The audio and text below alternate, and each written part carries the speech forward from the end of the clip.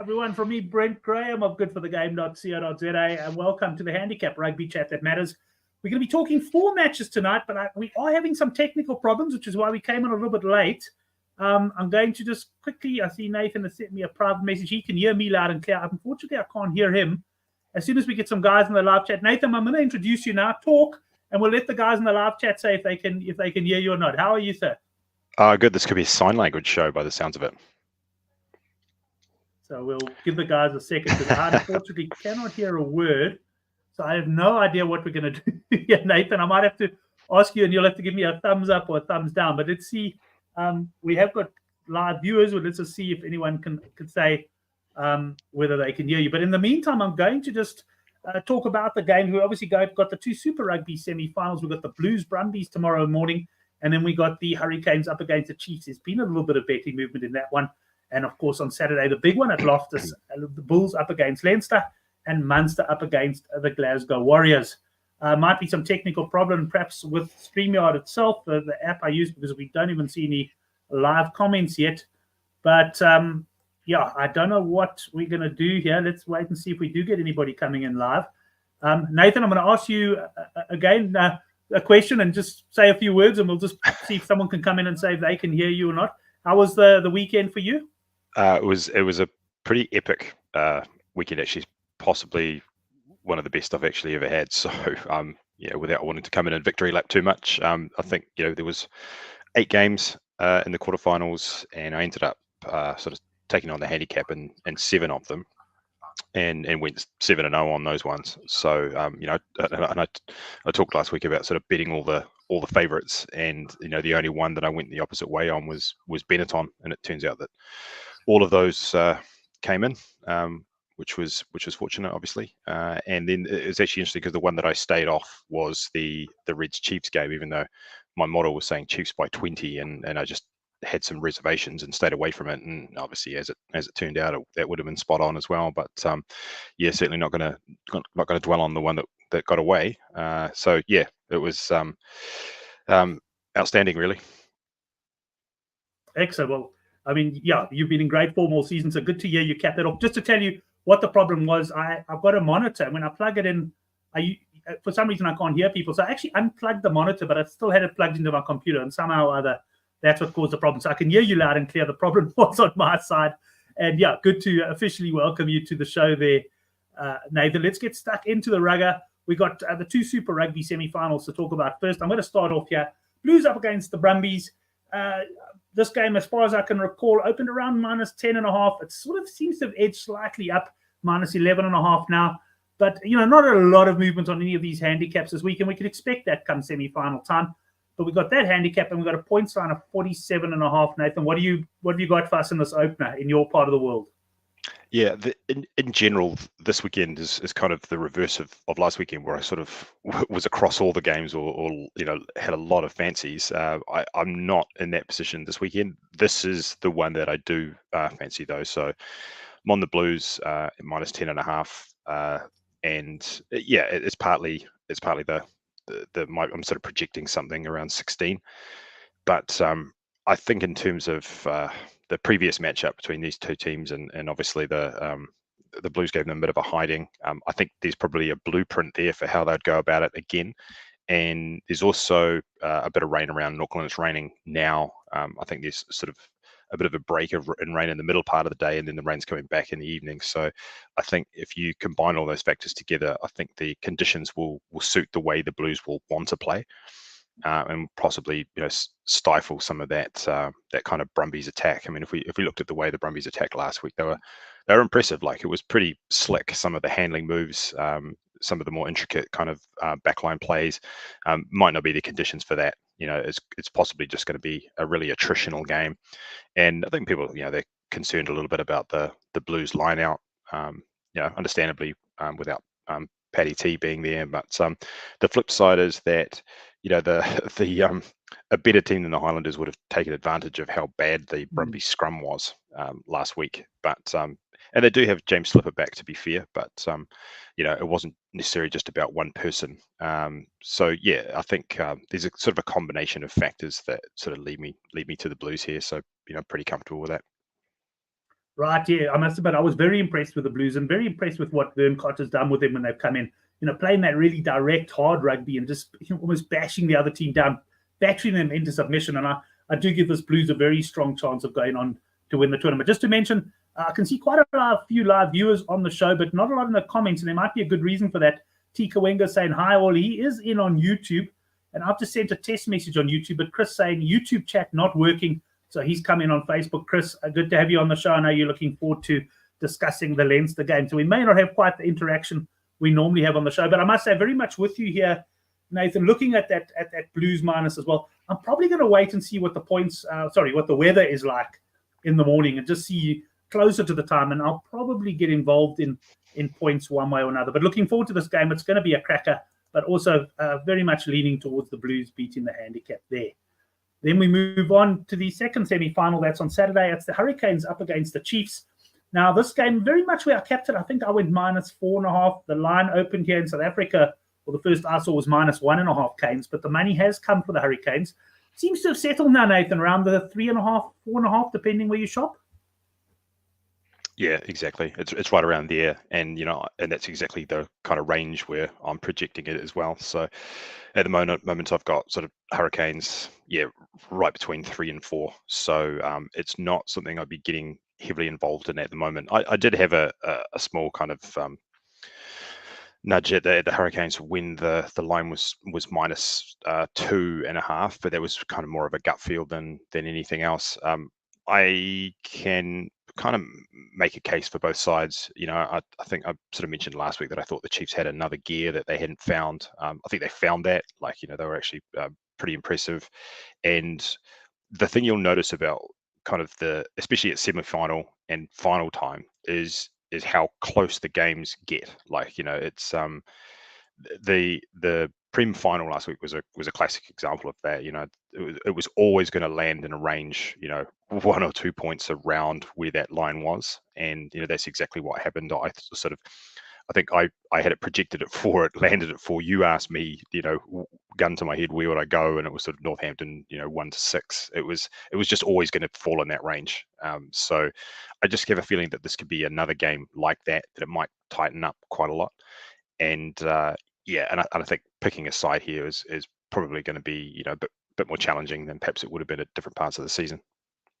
Yeah, I agree with you 100%. It's early in the season there were times where I said Hurricanes all the way, but gut feel for me was also Canes as well. Certainly on the initial handicap points 50.5. I mean, last week. So let me tell you, I actually had a decent weekend last week, a pretty decent one, because I hit the newsletter ACCA at 12-1. But the best bet, I actually went with unders in the Chiefs-Reds game. Now, I couldn't watch the game. Maybe it's just as well. But, I mean, points flowed. And points also flowed in the Hurricanes game as well. They were against the Rebels, if I remember correctly. I mean, the points really flowed in both of those. But when New Zealand teams meet each other, they do tend to cancel each other out more. What do you think of that points line there, 50.5? I think it's a little bit low. So I'm actually projecting 53 or 54 points in this one, so I have had a little nudge on the over here, just because I think it is so low. You're right that those games they do tend to cancel each other out. From what I can see from the numbers I look at, it also tends to be that good teams tend to cancel each other out. So the better the teams are, often the lower the scoring the game is. With two bad teams, potentially that's can be higher scoring. So I do understand where 50.5 comes from, but I think I still have a small interest in the over here. Again, afternoon game, we talked about this last week, and the weather I think in Wellington it's actually going to be okay. Okay, so overs could well be the play. The other thing about New Zealand teams is they tend to play rugby.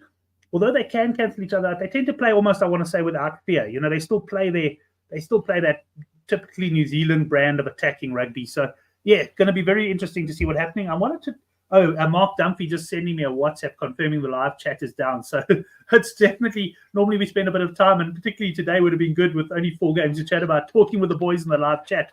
But it's just you and me by the looks of it there. It seems like you have got a bit of a problem there. So we'll come back and just summarize at the end of the show.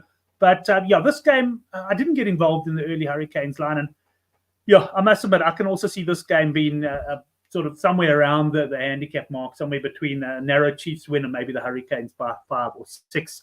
Right, let's move on to what I'm certainly looking forward to as one of the games of the weekend. Nathan, it's at Loftus Versfeld down the road from me. I won't be going, but I know the stadium is going to be pretty full. They're going to be cheering the Bulls on, but the Bulls have got it all to do against the Leinster side that is a favourite here at plus 5.5. I have seen some plus 4.5 around at the moment. I think early in the week you could have got even a better line on Leinster. But what do you think of this one? Leinster obviously sending a strong team over, and the Bulls missing a couple of players, particularly in the back line.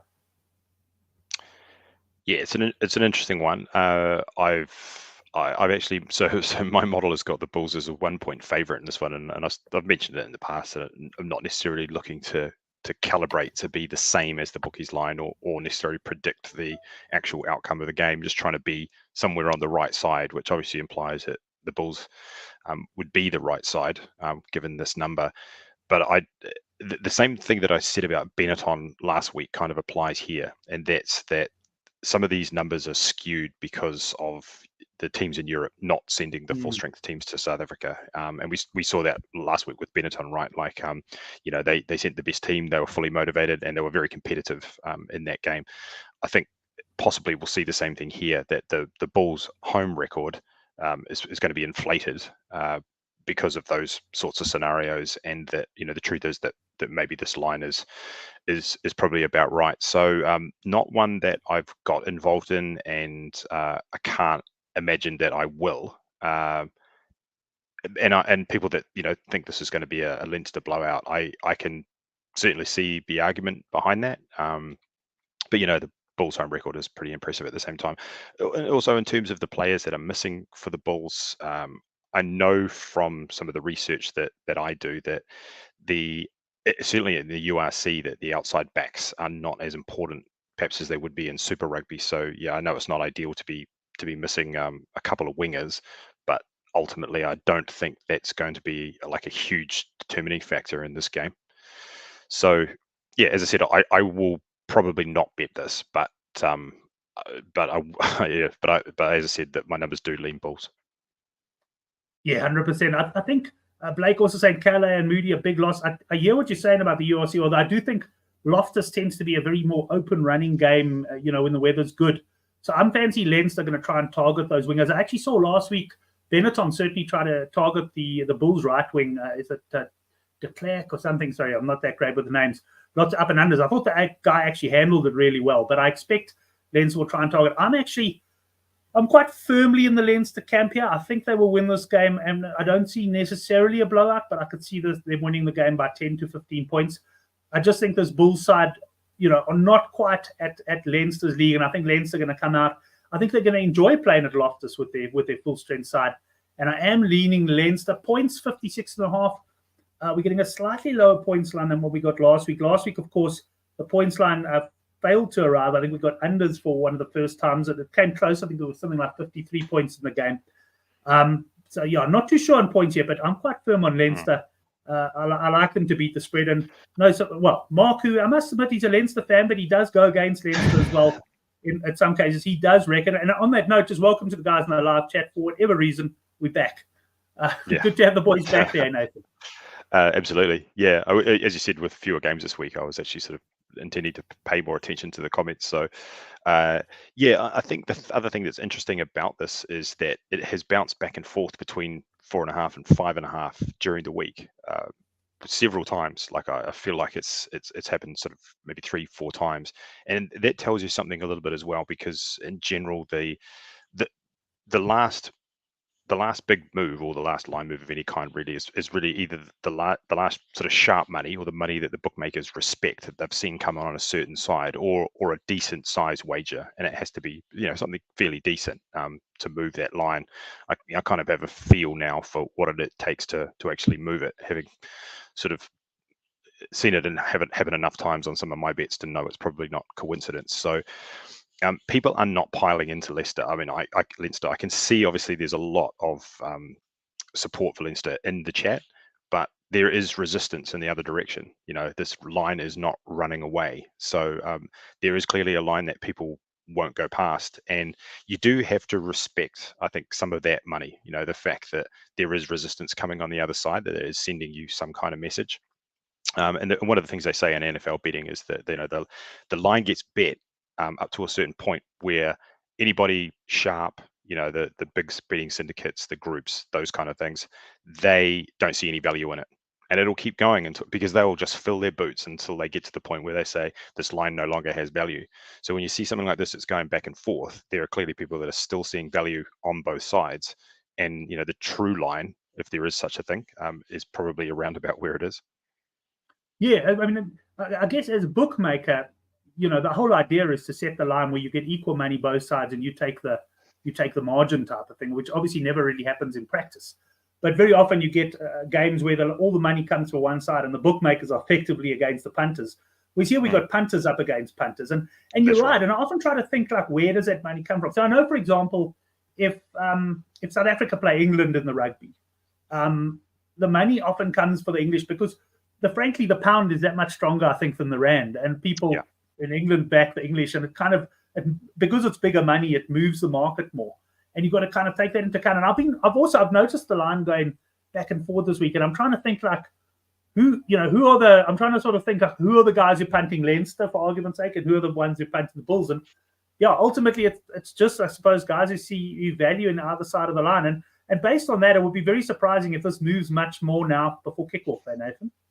Yeah, because I mean, I would probably be interested in the Bulls if I could get a better number, but I can't see that happening if there has been this level of resistance. And the other thing you're kind of asking yourself, right, is again looking at the chat that like with so much sort of vocal support for Leinster, that the people that are betting the Bulls are doing so quietly, and sometimes it's the quiet money that you have to be careful of, right? No, you're 100%, and I mean, I do, even as I say, I'm one of the sort of fairly vocal ones. I fancy Leinster quite strongly, but there's a part of me that goes, am I missing something here? I mean, the Bulls, at the end of the day, like you say, they got a great home record. If we have a look how they played against Leinster in Dublin, they certainly gave them a hell of a run for their money for the first half. And it was only the second half that Leinster then pulled clear and really beat them quite convincingly. I don't know. There's so many questions because, you throw things like altitude in, but then you look at the Bulls. Most of their poor sort of showing, they haven't actually had very good second halves generally, and then you're thinking it should be the other team that's battling. So lots of questions there. I think I'm going to keep it simple and go for Leinster and hope that the quiet punters are wrong this time. Yeah, and the other thing I thought about was that that Jake White, this has been the focus of his whole season. If you think about what he did in the Champions Cup, sending the B team, all of that kind of stuff. It was to achieve what he's got here, which is a home final, a chance to make the final in a home game. This is what he's been aiming for all season, So he's kind of got what he wanted. Perhaps he wasn't expecting to face Leinster, but I think all the talk about being an underdog and according to the bookies line he is, but I'm sure that's not what he's telling his team, behind closed doors. Yeah, it's going to be a very, very interesting game. I'm really looking forward to it. I will be considering, I'm just working out, I haven't looked at the individual points line, but Leinster points, I guess, will be around about 31, probably somewhere around there. I think we could get points in this one. I think it could well be a game where the points flow quite a bit. Right, we've got one more game to talk about this weekend, just the 4 matches to get through. Munster -8.5. This is where I handicapped it, and it seems to have been rock solid all week against Glasgow, -8.5, with a point sign of 49.5. Have you seen any movement on this one? Have you watched it more closely? Not at all. Pretty much spot on, Yeah, it's been the quietest line, and from my perspective, the most accurate one. Again, I've got 8.5, spitting out in front of me as well. So it was kind of like, immediately no action, which is a shame because as I said, you're always looking for an opportunity to get in there, but with this game, I'm just not seeing one. I've been kind of a big supporter of both teams, at least backing both teams. Certainly Glasgow kind of pretty much over the entire season. Munster more in recent times, and we have talked about Munster and them sort of coming good at the right time of the season, and being the club that's been there, done that, and being the ultimate professionals, all of that kind of stuff. And it's kind of led us to this point where we're kind of exactly where we probably should be. If I had to back just purely on gut feel, I think I'd probably go Glasgow, just because I think it's it's a pretty big number for a semi-final between two good teams who are probably relatively closely matched, and I think Munster would just be looking to win the game, and I think something in that 5, 6, 7 range, they'd be more than happy with that, and that would be job done. Well, Reed saying Glasgow's poor, but Munster just always do enough to win. Cap is high, but I'm willing to back Munster. Now, funny, my gut says I actually like Munster a little bit, but I'm on the Cap. I'm wondering if this isn't one of those 1 to 12 bets, where you don't necessarily, they're not the sort of bets you want to apply everything on. But if you want to have a little interest on the game, you take a Munster 1 to 12, you'll probably get 15, 16 to 10. That's not bad there. Chris is saying a very tough game. Pass and wait for half time here. Not a bad strategy at all that as well. I'd agree with that. Yeah. And I haven't really given the points a lot of thought yet on this game, but 49.5 Munster, they can, especially in these sort of knockout matches, they can get involved in some real arm wrestles. You think back even to the final last year against the Stormers. Possibly, but once again, I'd have to say the bookies have probably got the line pretty close here, eh? Yeah, I mean, and we said it last week. You would expect them to at this point in the season. It's like then there's no sort of free handouts, free lunches at this time of the season. A lot of the lines are pretty accurate. When I ran sort of the total point numbers for Super Rugby, they came out last weekend, this week, so close to the bookies numbers that you're kind of like, well, I'll take that as a good thing. Mark making the point, Glasgow stuffed Munster in Cork 4 months ago, and Tika Wenger, he says unders. This feels like a cynical low-scoring game. I must say, I do tend to agree with you there, but this is certainly one of these weekends where I'll be, I guess, making my mind up as I get closer to kickoff. Farida saying he would have preferred that 7.5 yards. Funny, even though there are no bonus points at play on that here, you just get that feeling that any point that you can get could be important in this game. It could finish very close to the handicap. Well, that's the end of the semi-finals. Is there any other rugby you'll be paying attention to this weekend, Nathan, or for that matter, any other sport? No, not that I can think of, actually. I mean, obviously winding down in the Northern Hemisphere. I actually see they've posted up lines for the international games already. Wow. Well, for the England and South Africa games anyway. Sorry, All Blacks England and South Africa Ireland. So it's pretty early. It's a month out. So no, I'm not actually, and I'm kind of looking forward to the end of Super Rugby and the end of URC, just because there'll be a bit of a break, to be honest, from betting. It's kind of like a little bit of an off season.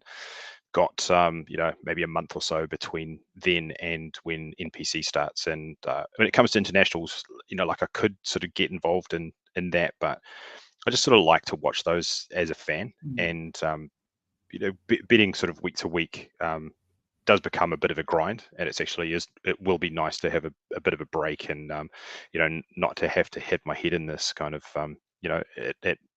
at all stages during the week.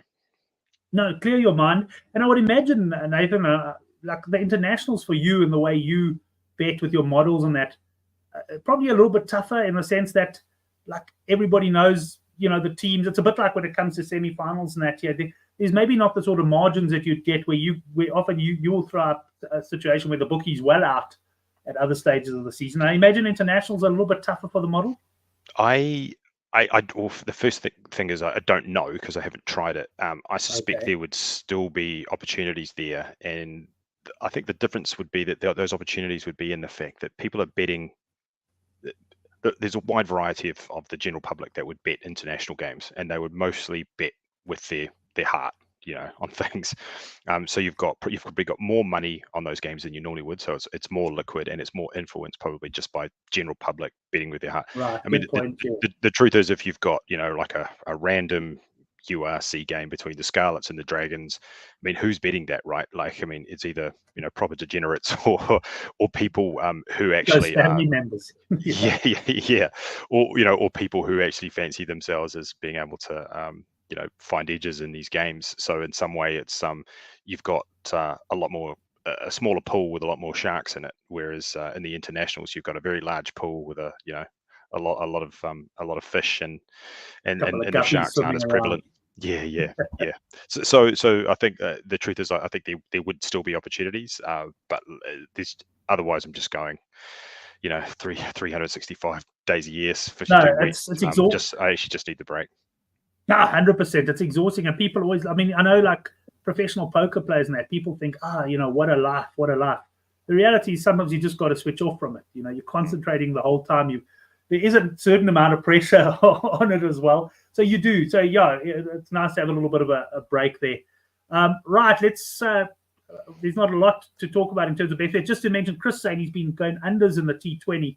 Chris, yeah, that must have been quite a lucrative strategy because compared to the IPL, it's been very low scoring.